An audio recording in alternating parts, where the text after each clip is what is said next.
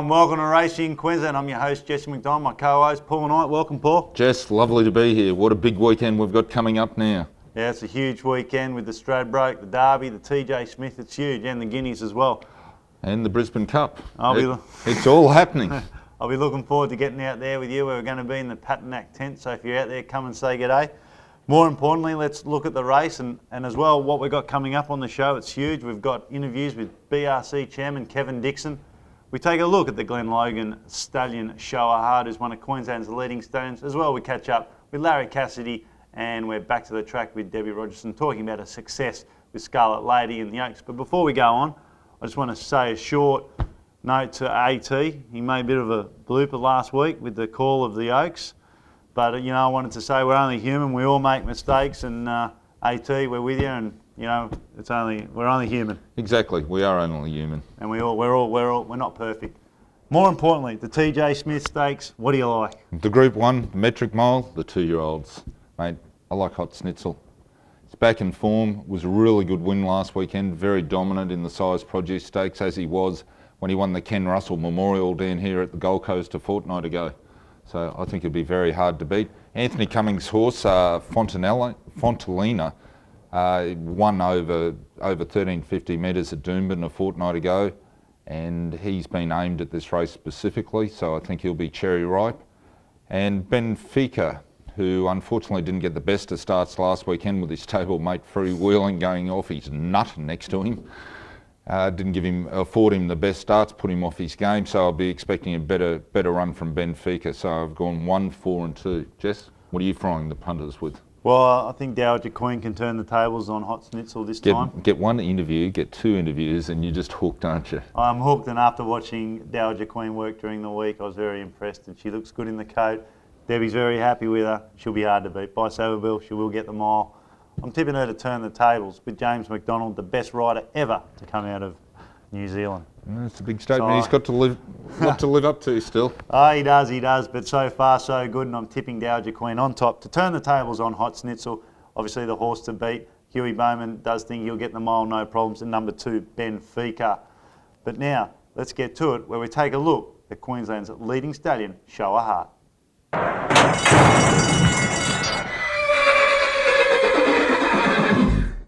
An absolute outstanding looking individual.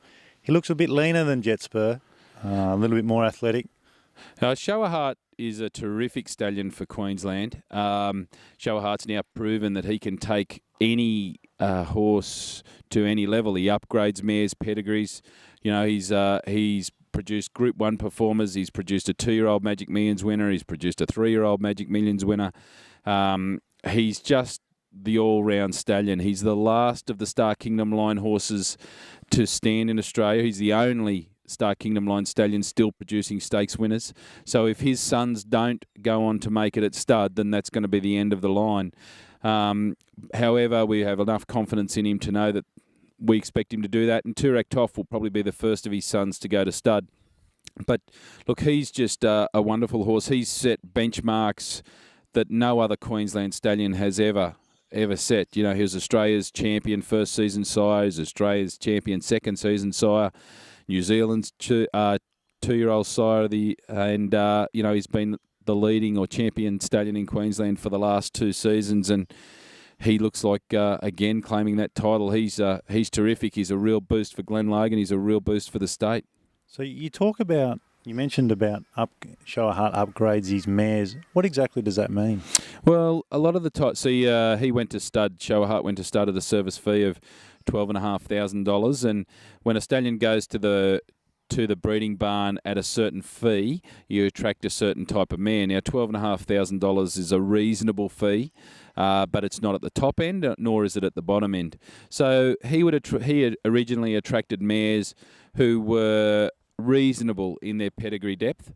However, he has taken those mares to another level. For instance, there's a mare called Academy of Dreams who had been to a couple of horses like Thunder Gulch and co, and basically hadn't produced a winner. She goes to Show A Heart and produces a Group 1 winner in Heart of Dreams, and also his full brother who's won at Group 3 level in Rightfully Yours. So upgrading a pedigree means that he can come in and produce a superior horse to anything else that family's already witnessed. Well, what an interesting insight there with Showa Heart. He's a beautiful looking stallion, Paul. He is indeed. You can see why he's a leading stallion up here.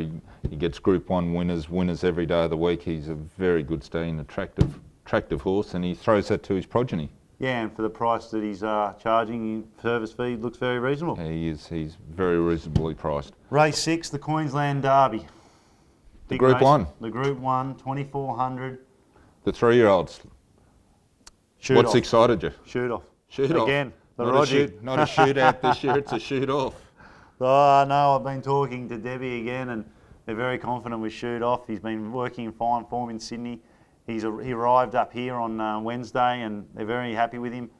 And he will big run last start. In the Doomben Cup behind Scenic Shot. You know, it's good form line.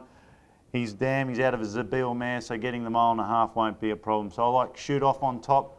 No doubt the Peter Moody horse Turn It Up will be very hard to beat. Turn It Up, Turn It Up. Turn It Up. Turn It Up. Oh, it's a great name, and I think he will be turning it up come race day. So I like shoot off from Turn It Up and number 1 from the Anthony Cummings stable, Shadows and Sun. Paul? Jess, we're very close, which is scary. It's scary. It's very scary. That's too scary. It is. I like number 3, Turn It Up from the Peter Moody stable. Peter's in fine form. The horse is in good form. I think he'll be very hard to beat. For second, I like Shadows in the Sun from the Anthony Cummings stable. Won the South Australian Derby over the 2,400 metres 2 starts ago. I think it'd be very, very hard to beat as well. And for third, I like your horse, number 2, Shoot Off from the Rogerson stable. So I've gone 3, 1 and 2. But there you go, people. You can put our 6 numbers together and it'll only give you 3 numbers and box them. No, I think they're probably the 3 best chances. Now, after the commercial break, we're going to catch up with BRC Chairman Kevin Dixon. The Carnival is when all my hard work pays off. An exciting opportunity to entertain my clients. The Carnival is Brisbane's main racing event. Your chance for a big win. An event the whole family can enjoy. My chance to take centre stage. The Carnival bursts into action with 5 blockbuster racing events and a series of social occasions between May 14 and June 11. The Channel 7 Brisbane Racing Carnival. Make it yours. I'm with the chairman of the Brisbane Racing Club, Kevin Dixon, and Kevin, welcome. Well, thanks very much, Jess. Have you viewed the success of the Carnival? Yeah, the Brisbane Racing Club is really pleased with the Carnival so far. It's been as successful as we would have liked it to have been. And what have been the particular highlights of the Carnival? Well, of course, starting off in the Carnival with Black Caviar was always going to be a highlight, and it didn't let us down. It drew the crowd. It was just a wonderful day, and everybody had a great day out. And then, you know, we've been able to carry that on. We had a great Doomben 10,000 day. There was the exciting finish in that race, and the racing generally has been of absolutely top-notch quality. It has been of first class, no doubt. What has the club done differently compared to previous years in making the Carnival such a success? One of the things that we've been able to do, Jess, since we've become the one club formed from the 2 previous clubs, is be able to look at the whole Carnival as a 5-day event and start at the beginning and build up as the weeks go by, rather than it used to sort of try and have 2 grand finals after 3 weeks and then after another 2. So what we've been able to do is put a program in place and differentiate the days for all parts of our audience. BTC Cup Day, for instance, is targeted a younger audience. So we have, we have a band at the end of the day, and we have different sort of entertainment during the day. Doomben Cup Day is targeted at families. So down the end there were jumping castles and ponies, and we ran some workshops with the kids could see a horse get shod, and some of the jockeys went out. Shane Scriven went out and talked to them and told them what happens in a race and what it's like and so forth. And of course one of the horses, of course, had a little bit too much to eat, so the kids enjoyed that. So that's Doomben Cup Day. Then Doomben 10,000 Day, of course, speaks for itself. It's a classic race day. And of course we've got Ladies' Day at Oaks coming up, and of course our grand final, the Stradbroke Day. Well, it seems to be such a great success. What have we got forward to looking to coming up? Well, I think the first thing to say is we've got more great racing.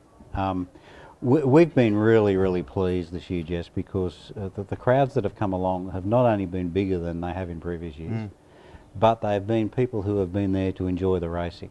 And you know, yes, they like to have a drink and they like to party a little and have a great time.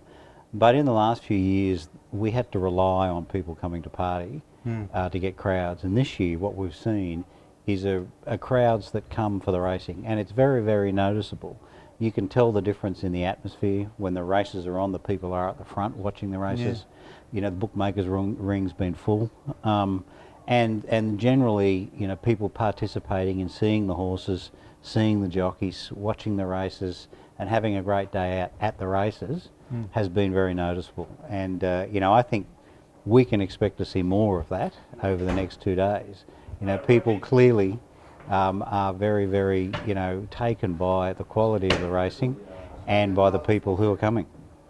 Now, moving on, it's been such a great success and very entertaining, and it's great to see not only family but the youth getting involved in racing. I mean, that's what it needs. The youth needs to come through and take involvement and get involved.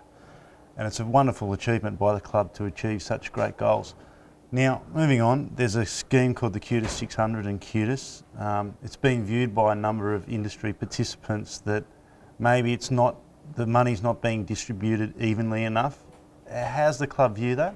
Well, initially when the program started, Jess, and we saw that the prize money, the bonus prize money for the QTIS scheme, the 2-year-old races in town on a Saturday, is just extremely, extremely good prize money. $74,000 the winner, $110,000 races. So I think that was a major attraction. But as it's gone on, we've been able to see exactly what's happened with that. And what we've seen is that a lot of those races don't get won by QTIS 600 horses. And therefore, while that money is there and attractive, it's not necessarily being, you know, felt in the industry because it's not being won. And the other thing I think that the club gets a little disappointed with is that in midweek racing in town, the 2-year-old races don't qualify for the QTIS scheme. So there's a lot of horses who do come through the QTIS 600 program and the QTIS programs who are targeted towards midweeks, and they don't get a share. Now, with the money that's not won by a QTIS horse, that just goes straight back to Queensland Racing and is not distributed back to the participants in the game. That's right. It's unused prize money, and one of the things that we would like to see is some process where any not won QTIS money gets distributed as the season goes on, or even in the next season as bonuses or some other distribution mechanism. And so that the money that's sort of put out there for QTIS does in fact get won and go back to the industry for the benefit of the industry. And you know, it's the same goes for washed out days, you know, days where we have to call off the races or whatever. You know, it's all money that should be available for further bonuses. Now, it seems quite a pointless exercise in having QTIS 600 if the money's not distributed back into the industry. Clearly, the whole idea is to increase participants and increase the money at prize levels. And I think one of the things, it would be a mathematical exercise, Jesse, really, because there is no doubt that the prize money targeted by the QTIS is more than what's collected in the pool. So there is an expectation that some won't get one, so that it balances the book. Whether it's more or less than what doesn't get one, I mean, no one knows. And so I think it would be interesting to actually see clearly what the numbers are, be able to do the mathematics and understand the situation. Well, Kevin, it's been a pleasure having you on the show, and all the best for the future, and hopefully you sell a few horses at the sales. All right, thank you very much, Jess. Thank you. Well, great insight there with Kevin Dixon, and it's been a great success by the BRC with what they've done with the Winter Carnival. It's been huge. Oh, it has been. It's been great. I mean, there's been good horses up here. Peter Moody bringing up Black Caviars has certainly helped, but the good horses bring the people to the tracks, and tomorrow will be no different, Jess. Be a great day's racing out there at Eagle Farm. Well, we'll be up there. We will indeed, my friend. So come and say hi. We'll be in the Patnack tent. But more importantly, what Kevin was talking about was that people are actually at the races to have a good time and see the horses, not just to get on the drink and be silly. So, you know, that's what it's all about, getting out there to see the horses. That's what our parents took us to see, is when we were kids and that, we'd go to the races and that, and you go to see the horses, not to get on the drink. Yeah, that's right. And that you go to appreciate the animal. And that's what it's all about. Yeah, it is. It's what it's all about. Now, great minds think alike. The Stradbroke Handicap. It's a Group 1 over the 1400 at the biggest race in Queensland. Can you tip us a winner? It's the biggest race of the day. Biggest race of the day, the biggest Bigger race than in Ben-Hur. Queensland. It is. I can tip you a winner. 640,000 of the winner. Be nice in the back pocket, wouldn't it, Sunshine? Number 1, Black Piranha, going for 3 Stradbrokes in a row. Hasn't been done before. Rough Habit did 2. I think Black Piranha can do 3. Big call. It is a big call. Had a great lead up in the Doomben 10,000. He's drawn well. Horse looks good. And I just think he'll be hard to beat. I've put in Beaded, the winner of the 10,000. Unfortunately, she's drawn out wide in the 17. So I think that's going to be a disadvantage to her. I like 17 Zero Rock. She's been consistent mare and she gives her best all the time. She's down in the weights, so she'll be a very good chance. And for 4th for your first 4s, I like number 4, Love Conquers All. Been unlucky horse, run 2nd in this campaign in the Group 1 George Ryder, the Group 1 Doncaster, the Doomben 10,000. Maybe that's why it's been so unlucky, because of its name. Yeah, probably. But Love Conquers All, you know that, my friend. So I've gone 1, 5, 17 and 4. What do you picked? Well, I'm tipping 1 from Tamworth here from the Sue Grill stable, Border Rebel. He's a horse that's in great form. He's had 3 starts at the track for 2 wins and a second. And his last start 4th behind Beaded was a great run. You know, people might question whether he's up to the Group 1 standard. I think he is. And it'd be Sue Grill's first Group 1. She's a very competent trainer. She is indeed. You know, and with the... And he'll have Timmy Clark aboard. He's in great form too. He's a Group 1 rider. He's a Group 1 rider, and I think Sue Grills is definitely on the up, and one of the country trainers to be reckoned with. She's very, very promising, and I like Border Rebel on top. I'm putting in number 10, Wurm from the Robbie Heathcote stable. As you'll see, Larry Cassidy likes it. Corey Brown's on board. It's drawn barrier 18, which could be a bit of a query, but with so much speed on in the Stradbroke and him getting back, he just might be suited by the fast tempo and will be storming home. Whether he gets a clear run and a clear crack at him, well, that's up to Corey Brown. But out at 18, good luck. I like Zero Rock for 3rd. Like you, Paul, I think that this horse has got a chance. So I'm tipping number 6, Border Rebel, from number 10, Wurm, and Zero Rock, number 17. Now we're going to catch up where we're back to the track with Debbie Rogerson, and also after Debbie Rogerson, we'll be talking with Larry Cassidy about the Stradbroke Handicap.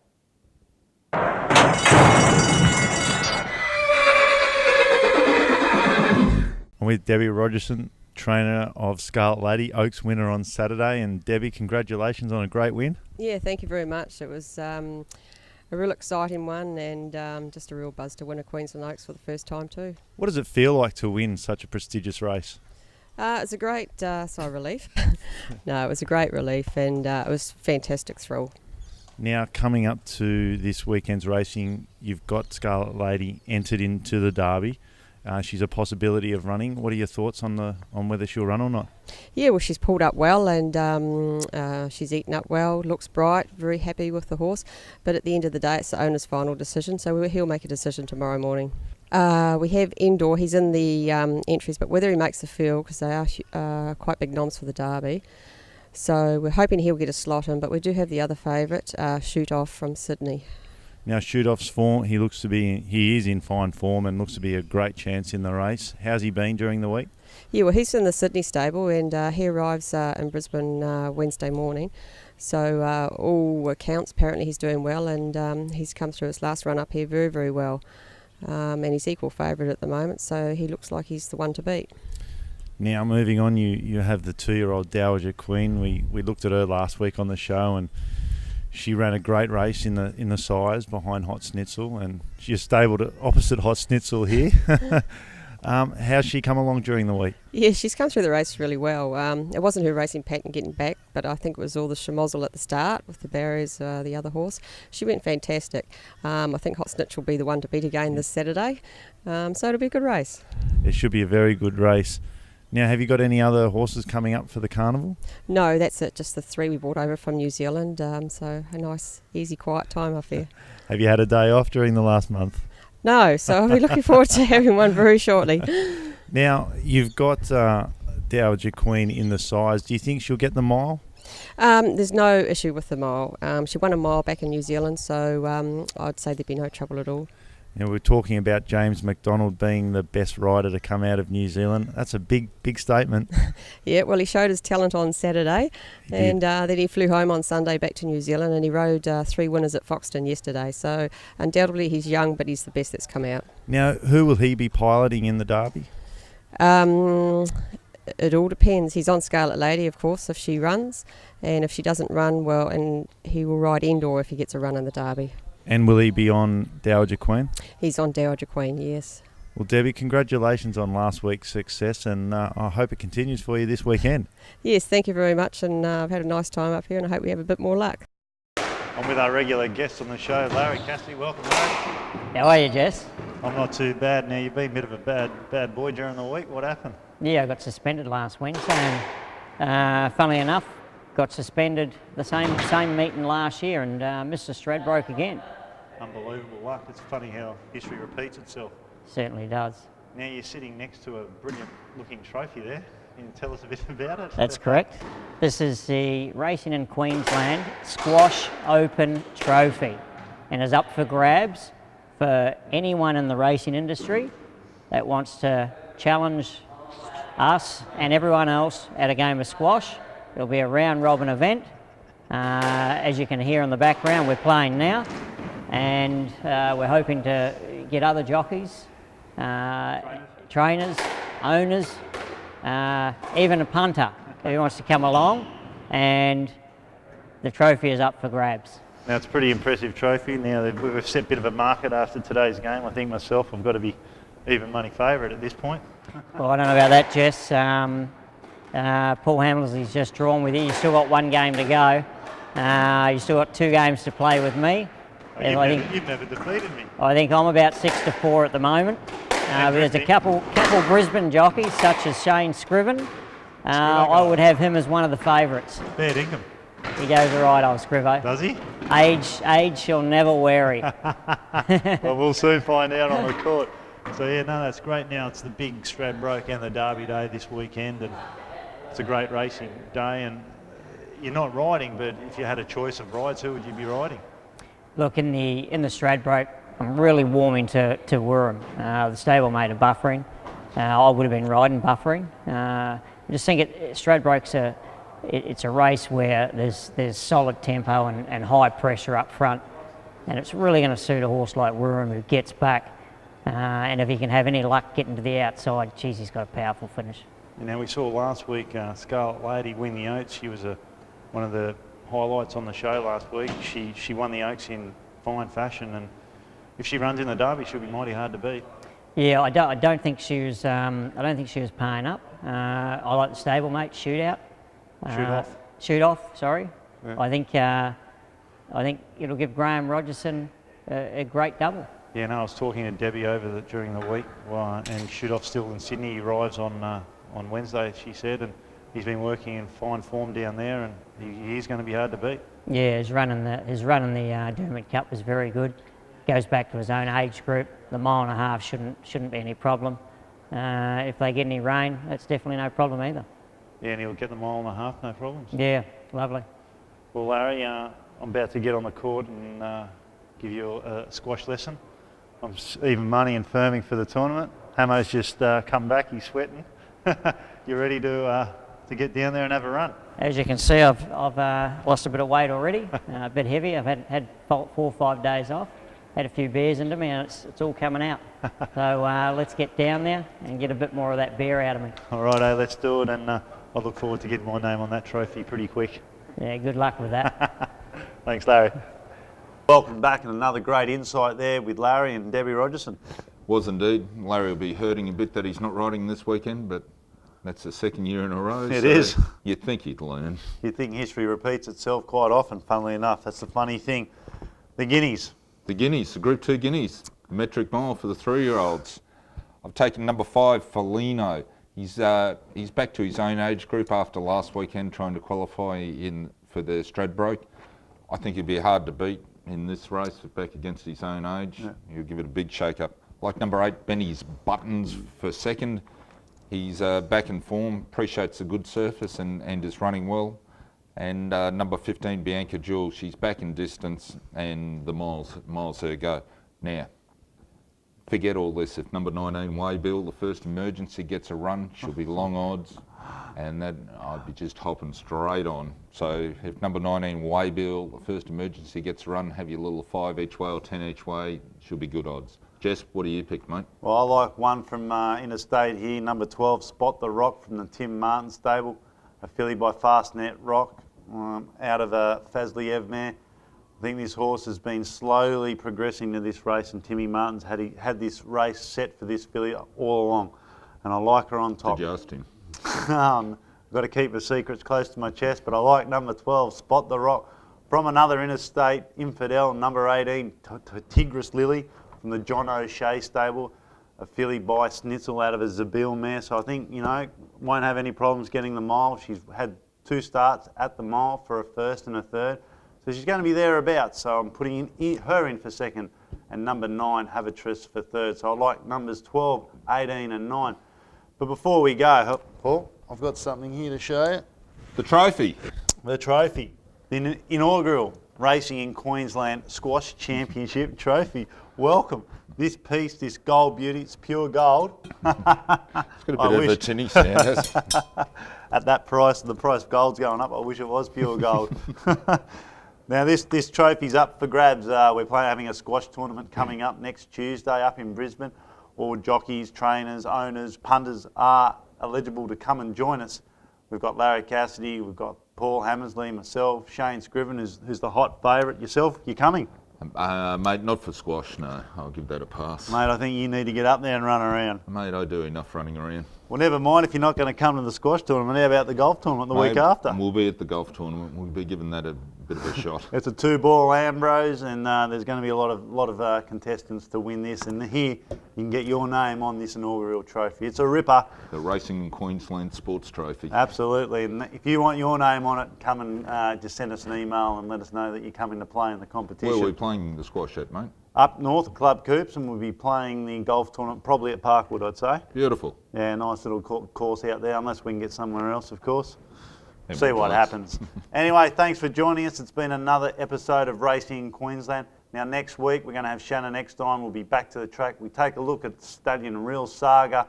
As well, we're going to be reviewing the program for the upcoming events.